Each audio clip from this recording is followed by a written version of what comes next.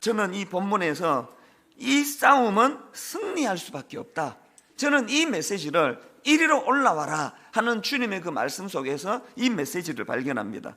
이게 무슨 말씀인가 하면요, 지금 이 4장 말씀이 참 중요한데 우선 2절 말씀을 보셔야 됩니다. 내가 곧 성령에 감동되었더니 보라 하늘에 보좌를 베풀었고 그 보좌 위에 앉으신 이가 있는데, 자, 여기서 지금 하나님을 묘사하는 표현으로 보좌라는 상징적인 언어를 사용합니다. 그리고 보좌에 앉으신 이 하나님을 이렇게 묘사하고 있습니다. 왜 주님은 지금 창조주 하나님을 보좌에 앉아 계시는 분으로 보여주셨을까? 그것은 그 통치자 되시는 하나님을 상징하기 위한 메시지예요. 많은 학자들이 이렇게 이야기합니다. 지금 이 보좌라는 이 상징을 통하여 요한이 말하고 싶어하는 게 뭐냐, 그 당시 사람들 눈에 보이는 것은 가장 강력한 권력자가 누굽니까? 로마 황제예요.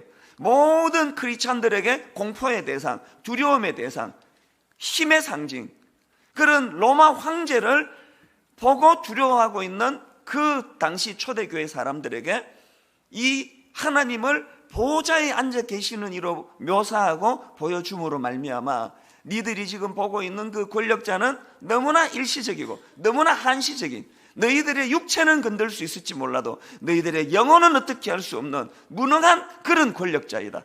진정한 권력자 되시는 오직 여호와 하나님, 그분을 의지하고 바라보게 되기를 바란다. 그 메시지가 여기에 담겨 있다는 것입니다. 자, 그러고 보면은요, 이런 구도가 요한계시록 전부에 흐르는 그 전체 구도인데요. 예를 들면은요, 자, 요한계시록 4장 11절에 보면은 이제 24장로들이 보좌에 앉으신 하나님께 찬양을 드리는 모습이 나오는데 한번 보세요. 우리 주 하나님이여 영광과 존귀와 권능을 받으시는 것이 합당하오니, 지금 그가 그 24장로들이 보좌에 앉으신 하나님을 찬양하는데 여기에 나오는 이 표현이 뭐냐, 우리 주라고 되어 있는데 이게 원어로 보면은요, 그 당시 백성들이 로마 황제 도미티안을 가리킬 때 사용하는 용어라는 것입니다. 요한은 이 용어를 의도적으로 지금 사용하고 있는 겁니다. 그리고 그 다음 나오는 이 영광과 존귀와 권능할 때 이 존귀라는 이 용어도 로마 황제가, 그 당시 로마 황제가 궁으로 입궁할 때 그때 쓰던 용어라는 것입니다. 여기에다 요한이 영광과 권능이라는 표현까지를 더 덧붙여 가지고 하나님을 찬양하는 것으로 그렇게 묘사를 하고 있는 겁니다. 지금 요한이 무슨 구도를 가지고 설명하기 원합니까?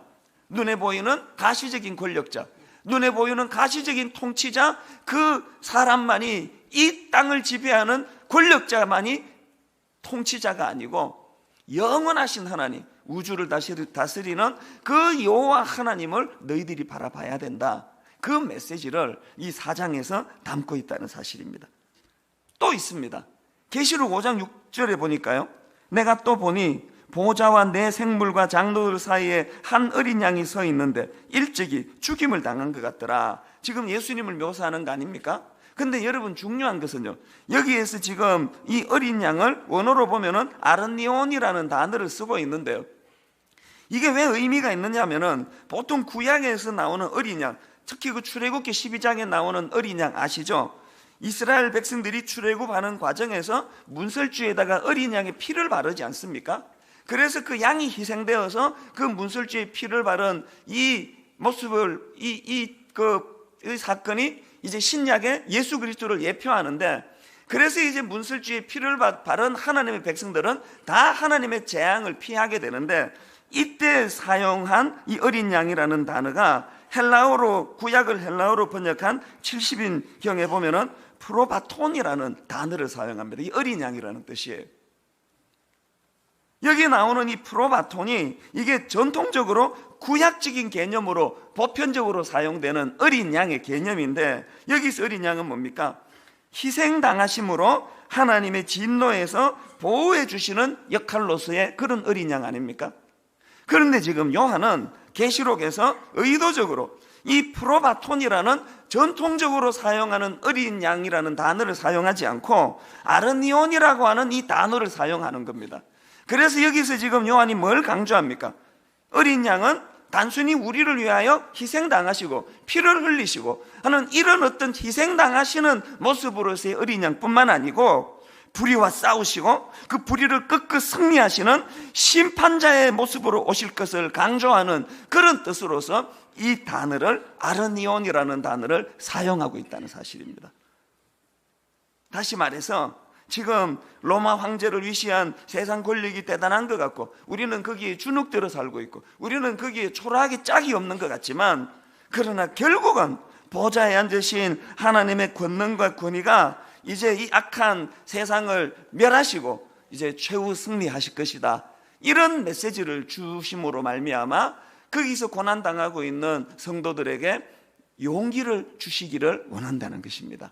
오늘 여기 계시는 모든 성도님들에게 우리 주님이 프로바톤의 주님인 것만 해도 감격이에요. 우리를 위하여 죽으시고 우리를 위하여 십자가 져주신 그 프로바톤의 주님도 놀라우신 주님이지만, 여러분 아르니온의 주님, 오늘 이 악한 불의를 꺾으시고 이 악한 권세를 멸하시고 장차 왕으로 등극하실 그 승리하실 주님을 바라보고 사는 것, 이것이 믿음이라는 거예요.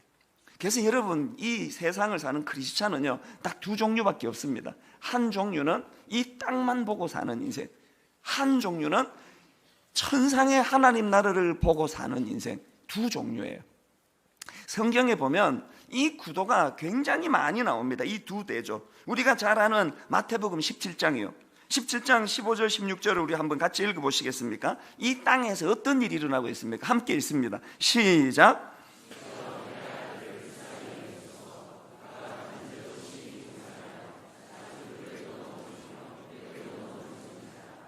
내가 주의 제자들에게 데리고 왔으나 능히 고치지 못하더이다. 이게 지상의 교회의 모습이에요.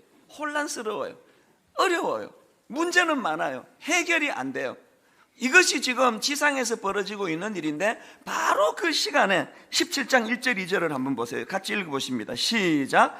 엿새 후에 예수께서 베드로와 야고보와 그 형제 요한을 데리시고 따로 높은 산에 올라가셨더니 그들 앞에서 변형되사 그 얼굴이 해같이 빛나며 옷이 빛과 같이 휘어졌더라.